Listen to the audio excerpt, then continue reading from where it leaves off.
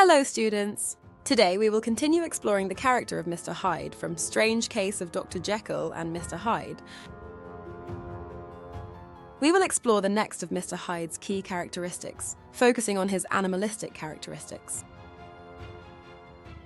By examining Hyde's vicious crimes and primal interactions, we will understand how Stevenson constructs Hyde's character to reflect fears about evolution and the darker aspects of human nature. Stevenson touches upon religious imagery in depicting Hyde as snake-like. We will then look at the depiction of Hyde as under-evolved and how this would have resonated with Darwin's theory of evolution during the Victorian era. Lastly, we will take a look at Hyde as a savage being which contributes to the terror he invokes and how they reflect the anxieties of the Victorian era. Let's begin. Hyde's animalistic nature is vividly highlighted through imagery that likens him to a snake.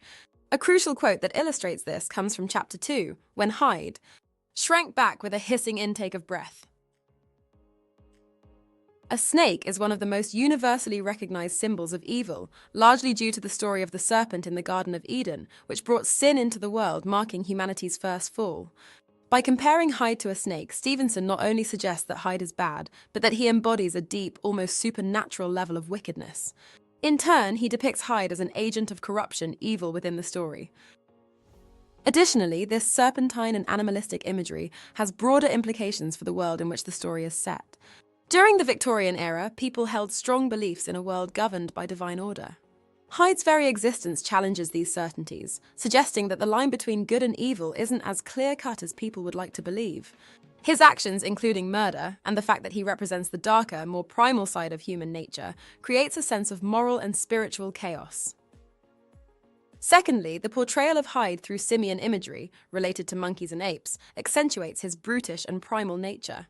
It also taps into Victorian anxieties about evolution and the thin line between civilization and savagery.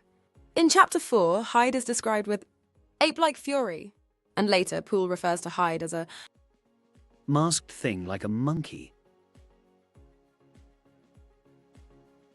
These descriptions link Hyde to an under-evolved state, invoking contemporary fears sparked by Darwin's theory of evolution. These comparisons to apes and monkeys suggest a regression to a more primal, less civilized form of human existence, where instinct and brute force reign supreme. This imagery underscores Hyde's unrestrained violence and animalistic impulses, which stand in stark contrast to the rational and restrained behavior expected in Victorian society.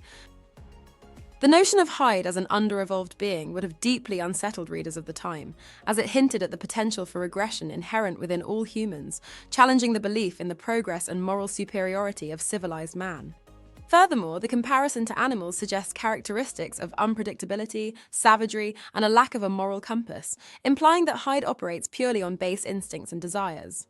This representation not only dehumanizes Hyde, but also serves as a grim reminder of the thin veneer of civility that could be stripped away from society, revealing the primal darkness lurking within humanity. Hyde's delight in violence reflects primal instincts, highlighting a terrifying potential for societal regression into savagery. This is evident when Mr. Hyde recounts, "I mauled the unresisting body, tasting delight from every blow." In this description, Stevenson evokes the primal thrill of hunting and killing, instincts deeply rooted in the animal kingdom. For animals, survival often requires a certain ferocity and enjoyment in the act of killing, driven by the instinct to overpower and dominate.